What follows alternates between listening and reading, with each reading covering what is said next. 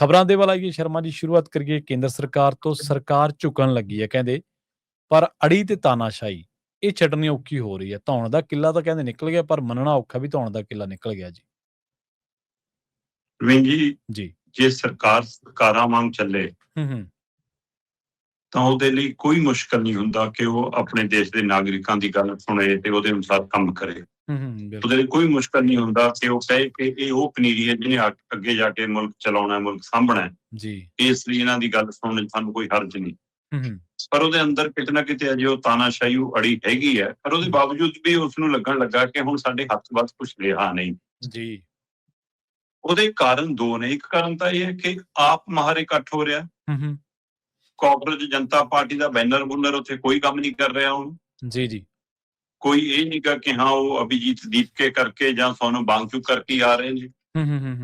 ਕਿਉਂ ਸੋਨਮ ਵਾਂਗਚੁਕ ਨੇ ਜਿਸ ਤਰ੍ਹਾਂ ਮਰਨ ਤੋੜਿਆ, ਉਸ ਦੇ ਉੱਤੇ ਕਈ ਤਰ੍ਹਾਂ ਦੀਆਂ ਚਰਚਾਵਾਂ, ਕਈ ਤਰ੍ਹਾਂ ਦੇ ਸਵਾਲ ਖੜੇ ਹੋ ਗਏ। ਉਹ ਉਹਨਾਂ ਨੂੰ ਕਹਿਣਾ ਪੈ ਰਿਹਾ ਕਿ ਦੱਸੋ ਜੀ, ਮਤਲਬ ਕਿ ਮੈਂ ਹੁਣ ਕਿਹੜੀ ਪ੍ਰੀਖਿਆ ਦੇ ਦੇਵਾਂ ਤੁਹਾਨੂੰ ਜੇ ਯਕੀਨ ਆ ਜਾਵੇ ਕੋਈ ਸੌਦਾ ਨਹੀਂ ਹੋਇਆ। ਇਹ ਸਥਿਤੀ ਬਣੀ ਕਿਉਂ? ਕਿਉਂਕਿ ਜਦੋਂ ਤੁਸੀਂ ਮਰਨ ਵਰਤ ਰੱਖਿਆ ਸੀ ਤਾਂ ਤੁਸੀਂ ਰੱਖਿਆ ਸੀਗਾ ਅਸਤੀਫੇ ਲਈ ਜਾਂ ਇਹਨਾਂ ਬੱਚਿਆਂ ਨੂੰ ਇਨਸਾਫ ਦਿਵਾਉਣ ਲਈ। ਸਹੀ ਹੈ। ਤੇ ਜਦੋਂ ਤੋੜਿਆ ਤਾਂ ਇਸ ਟੀਮ ਚੋਂ ਕੋਈ ਬੱਚਾ ਤੁਹਾਡੇ ਨਾਲ ਨਹੀਂ ਸੀ। ਸਵਾਲ ਇਹ ਨਹੀਂਗਾ ਕਿ ਮੰਨੀ ਗਈ ਕਿ ਨਹੀਂ ਮੰਨੀ ਗਈ। ਇਹ ਟੀਮ ਦੀ ਬਜਾਏ ਤੁਹਾਡੇ ਨਾਲ ਲਦਾਖ ਵਾਲੀ ਟੀਮ ਸੀ ਤੁਹਾਡੀ। ਜੀ ਜੀ। ਸੋ ਕੀ ਲਦਾਖ ਨੂੰ ਲੈ ਕੇ ਕੋਈ ਸੌਦਾ ਹੋ ਗਿਆ? ਕਿਉਂ ਨੂੰ ਲੈ ਕੇ ਕੋਈ ਸਮਝੌਤਾ ਹੋ ਗਿਆ? ਕਿਉਂਕਿ ਚਰਚਾਵਾਂ ਉਸ ਸਮੇਂ ਤੋਂ ਹੀ ਸ਼ੁਰੂ ਹੋ ਗਈਆਂ ਸੀ ਜਦੋਂ ਸੋਨਮ ਵਾਂਗਚੁਕ ਨੂੰ ਅਚਾਨਕ ਰਿਹਾ ਕੀਤਾ ਗਿਆ। ਜੀ ਸਹੀ ਹੈ। ਤੇ ਉਸ ਤਰੀਕੇਕਾਰ ਦੇ ਉੱਤੇ ਵੀ ਕਈਆਂ ਨੇ ਸਵਾਲ ਖੜੇ ਕੀਤੇ ਸੀ। ਪਰ ਸੋਨਮ ਵਾਂਗਚੁਕ ਜਿਸ ਤਰ੍ਹਾਂ ਦੀ ਸ਼ਖਸੀਅਤ ਨੇ, ਜਿਸ ਤਰ੍ਹਾਂ ਦਾ ਉਹਦਾ ਔਰਾ ਜਾਂ ਜਿੱਦਾਂ ਲੜਨ ਦਾ ਜਜ਼ਬਾ ਹੈ, ਉਹਦੇ ਹਵਾਲੇ ਨਾਲ ਮਤਲਬ ਬਹੁਤ ਕੁਛ ਅਜੇ ਬਚਣਾ ਬਣਦਾ ਹੈ। ਪਰ ਅੱਜ ਕੱਲ੍ਹ ਸੋਸ਼ਲ ਮੀਡੀਆ ਦਾ ਜ਼ਮਾਨਾ, ਮਿੰਟ ਲੱਗਦਾ ਟੈਗ ਦੇਣ ਨੂੰ, ਕਿਸੇ ਨੂੰ ਵੀ ਟੈਗ ਦੇ ਕੇ ਹੋ ਜਾਂਦੇ ਨੇ ਲੋਕ ਅੱਗੇ। ਸਹੀ ਹੈ। ਹੁਣ ਇਸ ਲਈ ਇੱਕ ਤਾਂ ਉਹ ਪਹਿਲੂ। ਦੂਸਰਾ ਅਭਿਜੀਤ ਦੀਪਕੇ ਜਿਸ ਤਰ੍ਹਾਂ ਦਾ ਵਿਵਹਾਰ ਕਰਦਾ, ਉਹ ਕਈ ਵਾਰ ਸਭ ਨੂੰ ਹੈਰਾਨ ਪਰੇਸ਼ਾਨ ਕਰ ਜਾਂਦਾ। ਮਤਲਬ ਏਅਰਪੋਰਟ ਤੋਂ ਆਇਆ ਤੇ ਉਹਨੂੰ VIP ਟ੍ਰੀਟਮੈਂਟ ਮਿਲੀ, ਉਹਨੂੰ ਜੰਤਰ ਮੰਤਰ ਤੱਕ ਲੈ ਕੇ ਆਏ, ਸਹੀ ਹੈ ਨਾ। ਤੇ ਉੱਥੇ ਉਹਨੇ ਪ੍ਰਦਰਸ਼ਨ ਸ਼ੁਰੂ ਕਰਤਾ। ਫਿਰ ਅਚਾਨਕ ਗਰਮੀ ਲੱਗਣ ਲੱਗ ਗਈ, ਫਿਰ ਮੰਮੀ ਚੇਤੇ ਆ ਗਈ, ਗੱਡੀ 'ਚ ਬਹਿ ਗਿਆ, ਚਲੋ ਜੀ ਮੈਂ ਚੱਲਿਆ, ਕੱਲ ਨੂੰ ਆਊਂਗਾ, ਆਹ ਕਰੂੰਗਾ। ਫਿਰ ਇੱਥੇ ਵੀ ਹੁਣ ਵੀ ਹਾਲ ਹੀ ਦੇ ਦਰਮਿਆਨ ਵੀ ਜਿਸ ਤਰ੍ਹਾਂ ਦਾ ਮਤਲਬ ਕਿ ਉਹਦਾ ਰਿਹਾ ਤਰੀਕਾ ਕਰ। ਫਿਰ ਇੱਕ ਦਿਨ ਦੀ ਮੈਂ ਛੁੱਟੀ ਲੈ ਕੇ ਚੱਲਿਆ ਜੀ, ਹੁਣ ਮੈਨੂੰ ਬੁਖਾਰ ਚੜ ਗਿਆ, ਜਾਂ ਦੂਏ ਦਿਨੇ ਭੁੱਖ ਹੜਤਾਲ ਤੋੜਤੀ। ਸੋ ਉਹ ਸਾਰਾ ਕੁਛ ਵੀ ਮਤਲਬ ਬਹੁਤ ਕੁਛ ਸਾਰੇ ਪਹਿਲੂ ਇਹਦੇ ਵਿੱਚ ਹੈਗੇ। ਪਰ ਇਹ ਸਭ ਦੇ ਬਾਵਜੂਦ ਵੀ ਜਦੋਂ ਸਰਕਾਰ ਨਾਲ ਰਾਬਤਾ ਤਾਂ ਇਹ ਹੈ ਕਿ ਕਾਲ ਇਹਨਾਂ ਦੀ ਸੀ, ਇਸ ਲਈ ਇਹਨਾਂ ਦੇ ਨੁਮਾਇੰਦੇ ਨਾਲ ਗੱਲਬਾਤ ਹੁੰਦੀ ਹੈ। ਪਰ ਤੁਸੀਂ ਉੱਥੇ ਪ੍ਰਦਰਸ਼ਨ ਦੇਖੋ ਨਾ, ਕਿ ਇਹ ਨਵੀਂ ਪਨੀਰੀ ਦਾ ਪ੍ਰਦਰਸ਼ਨ ਹੈ। ਉਹ ਨਵੇਂ ਤਰੀਕੇ ਦੇ ਪੋਸਟਰ ਲੈ ਕੇ ਆਉਂਦੇ ਨੇ, ਨਵੇਂ ਤਰੀਕੇ ਦੇ ਟੈਲੈਂਟ ਹੰਟ ਕਰਦੇ ਨੇ, ਹੈ ਨਾ।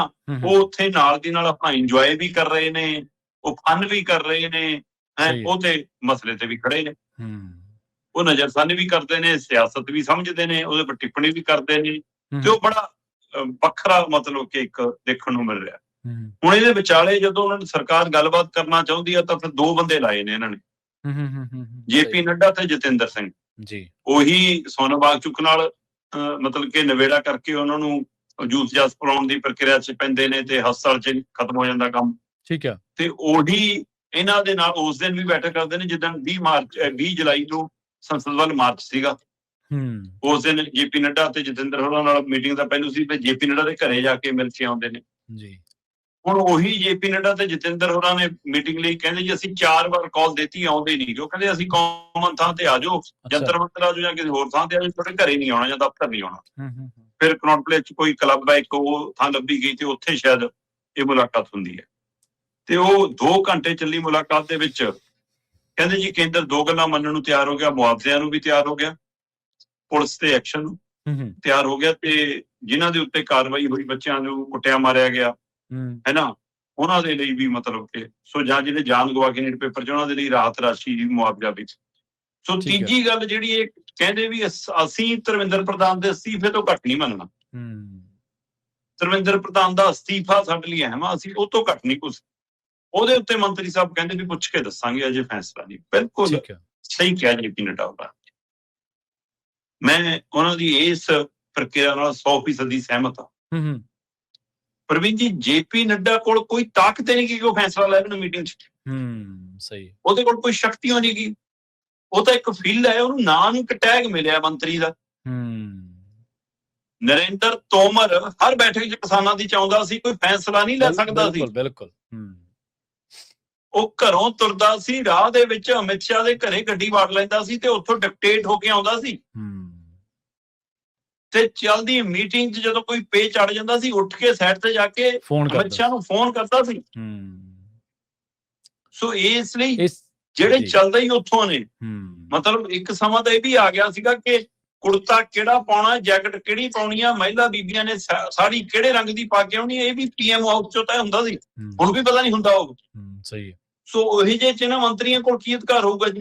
ਫਿਰ ਉਹ ਤਾਂ ਵਿਚਾਰੇ ਜਿੰਨਾ ਕਿਹਾ ਸੈਕਟਰੀ ਮੰਗ ਆ ਕੇ ਦੱਸ ਗਏ, ਜਿਹੜਾ ਫੈਸਲਾ ਲੈਣਾ ਜੀ ਪੁੱਛ ਕੇ ਦੱਸਾਂਗੇ। ਅੱਜ ਕਹਿੰਦੇ ਜੀ 3:30 ਵਜੇ ਦੁਬਾਰਾ ਮੀਟਿੰਗ ਕਰਾਂਗੇ।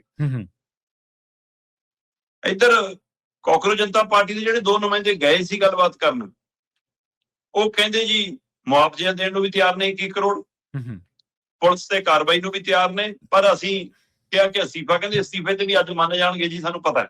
ਠੀਕ ਹੈ। ਕਹਿੰਦੇ ਪਰ ਅਸੀਂ ਉਹਨਾਂ ਨੂੰ ਕਿਹਾ ਕਿ 1 ਦਿਨ ਛੱਡੋ, ਤੁਸੀਂ 2 ਦਿਨ ਲੈ ਲਓ, 3 ਦਿਨ ਲੈ ਲਓ, ਪਰ ਅਸਤੀਫੇ ਤੇ ਆਉਂਗੇ ਤਾਂ ਗੱਲ ਹੋਊਗੀ, ਨਹੀਂ ਅਸੀਂ ਫਿਰ ਇੱਕ ਵੱਡਾ ਮਾਰਚ ਕੱਢਾਂਗੇ ਦੇਸ਼ ਭਰ ਦੇ ਵਿੱਚ ਵੀ ਤੇ ਸੰਸਦ ਵੱਲ ਵੀ। ਸੋ ਇਸ ਲਈ ਕਹਿੰਦੇ ਕਿ ਸਰਕਾਰ ਬੈਕਫੁੱਟ ਤੇ ਜੀ। ਸਰਕਾਰ ਅੱਜ 3:30 ਵਜੇ ਦਾ ਦੁਬਾਰਾ ਮੀਟਿੰਗ ਦਾ ਸਮਾਂ ਰੱਖਿਆ ਗਿਆ। ਸੋ ਹੁਣ ਇਹਦੇ ਤੇ ਤਹਿਤ ਮਤਲਬ ਇਹ ਸਵਾਲ ਬਾਰ-ਬਾਰ ਹੈ ਕਿ ਇੱਕ ਮੰਤਰੀ ਨੂੰ ਬਚਾਉਣ ਲਈ ਸਾਰੀ ਕਵਾਇਦ ਕਿਉਂ ਹੈ? ਕੱਲ ਅਸਤੀਫਾ ਮਨਜ਼ੂਰ ਹੋ ਗਿਆ ਨਾ ਰਵਨੀਤ ਬਿੱਟੂ ਦਾ, ਕਿ ਜੀ ਹਾਂ ਕਿਉਂਕਿ ਉਹਦਾ ਕਾਰਜਕਾਲ ਖਤਮ ਹੋ ਗਿਆ, ਤੁਸੀਂ ਹਟਾਤਾ। ਹੁਣ ਨਿਰਮਲਾ ਸੀਤਾਰਮਨ ਨੂੰ ਤੁਸੀਂ ਬਦਲਣ ਨੂੰ ਫਿਰਦੇ ਹੋ, ਉਹਦਾ ਵਿਭਾਗ ਬਦਲਦੀ ਹੈ, ਉਹਨੂੰ ਲਾਂਭੇ ਕਰ ਲਈਏ, ਹੈ ਨਾ, ਚਾਹੇ ਕੈਬਨਿਟ 'ਚ ਰੱਖ ਲਈਏ ਪਰ ਹੋਰ ਕੋਈ ਦੇ ਦਈਏ ਮੰਤਰਾਲਾ। ਪਰ ਜੇ ਫੇਰ ਬਦਲ ਕਰਨਾ ਤਾਂ ਧਰਮਿੰਦਰ ਪ੍ਰਧਾਨ ਨੂੰ ਵੀ ਤੋੜ ਦਿਓ। ਉਹਨੂੰ ਬਚਾਉਣ ਪਿੱਛੇ ਕੀ ਕਾਰਨ ਹੈ? ਸਹੀ ਹੈ, ਇਹ ਤਾਂ ਦੱਸਣ। ਜ਼ਿੰਮੇਵਾਰੀ ਕਿਉਂ ਨਹੀਂ ਲੈਂਦੇ? ਨਾ ਸਰਕਾਰ ਲੈ ਰਹੀ ਹੈ, ਨਾ ਮੰਤਰੀ ਲੈ ਰਿਹਾ, ਨਾ ਪ੍ਰਧਾਨ ਮੰਤਰੀ ਲੈ ਰਿਹਾ। ਸੋ ਅਜਿਹੀ ਸਥਿਤੀ ਦੇ ਵਿੱਚ ਫਿਰ ਤਣਾਅ ਤਾਂ ਵਧੂਗਾ। ਤੇ ਆਪ ਹਮਾਰੇ ਬੱਚੇ ਆ ਰਹੇ ਨੇ, ਜਿਹੜੇ ਬੱਚੇ ਆ ਰਹੇ ਉਹਨਾਂ 'ਚ ਅੱਧ ਤੋਂ ਜ਼ਿਆਦਾ ਬੱਚੇ ਬੀਜੇਪੀ ਦੇ ਪਰਿਵਾਰਾਂ ਨਾਲ ਸੰਬੰਧਿਤ ਆ ਰਹੇ ਨੇ। ਆ ਕੇ ਖੁਦ ਦੱਸਦੇ ਨੇ ਕਿ ਮੇਰਾ ਬਾਪੂ ਬੀਜੇਪੀ 'ਚ ਹੈ, ਮੇਰੀ ਬੇਬੇ ਬੀਜੇਪੀ 'ਚ ਹੈ ਨਾ, ਅਸੀਂ ਆਰਐਸਐਸ ਨਾਲ ਰਹੇ ਹਾਂ ਜੀ, ਪਰ ਹੁਣ ਆਏ ਹਾਂ ਅਸੀਂ ਸ਼ਰੇਆਮ ਖੜੇ ਹਾਂ ਕਹਿੰਦੇ। ਸੋ ਇਹ ਚੀਜ਼ ਵੀ ਸਰਕਾਰ ਤੇ ਦਬਾਅ ਬਣਾਉਣ ਲਈ ਕਾਫੀ ਹੈ। ਤੇ ਜਿਸ ਤਰ੍ਹਾਂ ਦੇਸ਼ ਵਿਆਪੀ ਅੰਦੋਲਨ ਹੋ ਗਿਆ, ਪੰਜਾਬ ਦੇ ਵਿੱਚ ਵੀ ਕਈ ਥਾਵਾਂ ਤੇ, ਪਟਿਆਲੇ ਵੀ, ਲੁਧਿਆਣੇ ਵੀ, ਚੰਡੀਗੜ੍ਹ ਵੀ, ਉਧਰ ਹਰਿਆਣੇ 'ਚ ਵੀ, ਉਧਰ ਪੱਛਮੀ ਬੰਗਾਲ 'ਚ ਵੀ, ਉਧਰ ਭੋਪਾਲ ਮਹਾਰਾਸ਼ਟਰ 'ਚ ਵੀ, ਸਾਰੇ ਕਿਤੇ ਪ੍ਰਦਰਸ਼ਨ ਸ਼ੁਰੂ ਹੋ ਗਏ ਜੀ। ਸਹੀ। ਸੋ ਇਸ ਲਈ ਸਰਕਾਰ ਅੜੀ ਦਿਖਾਉਣਾ ਵੀ ਚਾਹੁੰਦੀ ਹੈ, ਤਾਨਾਸ਼ਾਹੀ ਕਾਇਮ ਵੀ ਰੱਖਣਾ ਚਾਹੁੰਦੀ ਹੈ, ਪਰ ਉਸ ਦੇ ਕੋਲ ਹੁਣ ਬਸ ਚੱਲ ਨਹੀਂ ਰਿਹਾ, ਇਸ ਲਈ ਉਸ ਨੂੰ ਮਜਬੂਰਨ ਝੁਕਣ ਦੇ ਰਾਹ ਵੀ ਪੈਣਾ ਪੈ ਰਿਹਾ। ਥੋੜਾ ਜਿਹਾ ਤਾਂ ਝੁਕ ਗਈ, ਅੱਜ ਦੇਖਦੇ ਹਾਂ ਕੀ ਹੁੰਦਾ। ਬਿਲਕੁਲ ਜੀ, ਲੋਕ ਤਾਂ ਉਂਗਲਾਂ ਟੁੱਟੀਆਂ ਜਿਹੜੀਆਂ ਪੁਲਿਸ ਦੇ ਡੰਡੇ ਨਾਲ, ਉਹ ਦਿਖਾ ਰਿਹਾ ਵੀ ਇਸੇ ਉਂਗਲ ਨਾਲ ਵੋਟ ਪਾਈ ਸੀ ਬੀਜੇਪੀ ਨੂੰ, ਕਮਲ ਦਾ ਫੁੱਲ ਨੱਪਿਆ ਸੀਗਾ ਇਸੇ ਉਂਗਲ ਦੇ ਨਾਲ ਹੀ, ਤੇ ਇਹੀ ਤੋੜਤੀ ਉਹਨਾਂ ਨੇ। ਜਿਹੜੀ ਤੁਸੀਂ ਨਰਿੰਦਰ ਤੋਮਰ ਦੀ ਗੱਲ ਕਰਦੇ ਆ, ਉਹ ਜਦੋਂ ਬੈਠਕਾਂ ਚੱਲਦੀਆਂ ਹੁੰਦੀਆਂ ਸੀ, ਬੈਠਕਾਂ ਦਾ ਦੌਰ ਹੁੰਦਾ ਸੀਗਾ, ਉਹ ਕਿਸਾਨ ਆਗੂਆਂ ਨੂੰ ਤਾਂ ਕਹਿੰਦੇ ਸੀ ਵੀ ਦੱਸੋ ਤੁਸੀਂ ਸਾਨੂੰ ਹੁਣ ਅਸੀਂ ਕੀ ਕਰਨਾ ਹੈ। ਉਹਨਾਂ ਨੂੰ ਤਾਂ ਕਹਿੰਦੇ ਸੀ ਤੁਸੀਂ ਹੁਣੇ ਦੱਸੋ। ਆਪ ਜਦੋਂ ਕਿਸਾਨ ਆਗੂ ਕਹਿ ਦਿੰਦੇ ਸੀ ਵੀ ਚਲੋ ਠੀਕ ਹੈ ਤੁਹਾਡੀ ਸ਼ਰਤ ਆ, ਤੇ ਫਿਰ ਅਸੀਂ ਐਂ ਕਰ ਲੈਣਾ, ਤੇ ਜੇ ਅਸੀਂ ਐਂ ਕਰਤਾ ਕੀ ਤੁਸੀਂ ਐਂ ਕਰ ਲਓਗੇ? ਮਤਲਬ ਜੇ ਮੋੜਵਾਂ ਸਵਾਲ ਹੋ ਗਿਆ ਤੇ ਫਿਰ ਉੱਠ ਕੇ ਜਿਵੇਂ ਤੁਸੀਂ ਦੱਸਿਆ ਫੋਨ ਤੇ ਲੱਗ ਜਾਂਦੇ ਸੀ ਅਮਿਤ ਸ਼ਾਹ ਦੇ ਨਾਲ। ਇਸੇ ਕਰਕੇ ਤਾਂ ਗੱਲ ਨਹੀਂ ਨਾ ਨਿਬੜਦੀ ਸੀ, ਕਿਉਂਕਿ ਖੁਦ ਫੈਸਲਾ ਲੈਣ ਵਾਲੇ ਲੋਕ ਨਹੀਂ ਨਾ ਜਾਂਦੇ ਮੀਟਿੰਗਾਂ ਦੇ ਵਿੱਚ। ਲੋਕ ਨਹੀਂ ਜਾਂਦੇ, ਬਿਲਕੁਲ। ਰਿਮੋਟ ਕੰਟਰੋਲ ਲੋਕ ਹੋਵੇ, ਮੰਤਰੀ ਨੂੰ ਕਿਉਂ ਫੈਸਲਾ ਲੈ ਸਕੇ ਆਪਣਾ ਆਪ। ਰਿਮੋਟ ਕੰਟਰੋਲ ਲੋਕ ਜਾਂਦੇ ਨੇ, ਤੇ ਉਹ ਐਂ ਜਾਂਦੇ ਨੇ ਜਿਵੇਂ ਉਸ ਦੇ ਕੋਈ ਪ੍ਰਧਾਨ ਮੰਤਰੀ ਦੇ ਅਸਿਸਟੈਂਟ ਹੋਣ। ਜੇ ਮੰਤਰੀ ਖੁਦ ਹੋਣ, ਜੇ ਪਾਵਰਾਂ ਹੋਣ, ਫਿਰ ਤਾਂ ਅਗਲਾ ਤੁਰੰਤ ਹੀ ਫੈਸਲਾ ਲੈ ਲਵੇ ਜੀ। ਉਧਰ